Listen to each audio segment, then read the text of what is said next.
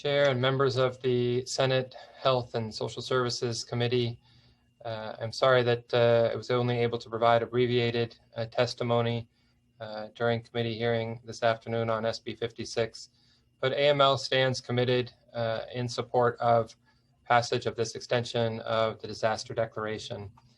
And I want to highlight again just a number of the things that Alaska loses, that we all lose if this disaster declaration goes away. First, we lose dozens of local declarations for those whose emergency ordinances were linked to the states, either to expire completely or that will need to be amended.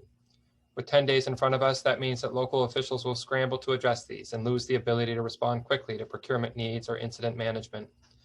This highlights the dangers of a 30-day declaration, when fully half of it is consumed with getting ready for an extension or not, and having little time to respond if it doesn't occur. We lose the state's ability to waive procurement regulations, which have allowed for the smooth flow of PPE and testing and voluntary vaccination supplies. We lose the state's ability to send strike teams to high-risk communities, as happened in Fairbanks, Bethel, a number of remote communities that saw dangerous spikes during this pandemic. We lose the state's ability to organize mass vaccination clinics, like those experienced in the Mat-Su and in Fairbanks recently. We lose non-congregate sheltering contracts, which will need to be reapplied for with the certificates of need before action occurs. We lose the preemption of local government authority to add travel restriction or to establish critical infrastructure guidelines.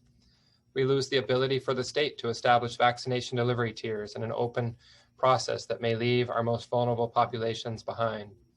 We lose a coordinated response in some ways, and the likelihood that we have a balkanization of mitigation efforts that are inconsistent across the state as different communities take up their own mitigation efforts, while the states go from shall to should. We potentially lose the National Guard's mobilization and response. Ultimately, without this disaster declaration in place, we lose credibility and we lose public confidence. The declaration in many ways communicates to all Alaskans that Alaska's government officials take this pandemic seriously enough to declare a public health emergency. Lack thereof suggests that Alaskans should take it less so. Mr. Chair, I encourage you and members of this committee and encourage the entire Alaska State Legislature to support the continued and extended disaster declaration as suggested in SB 56.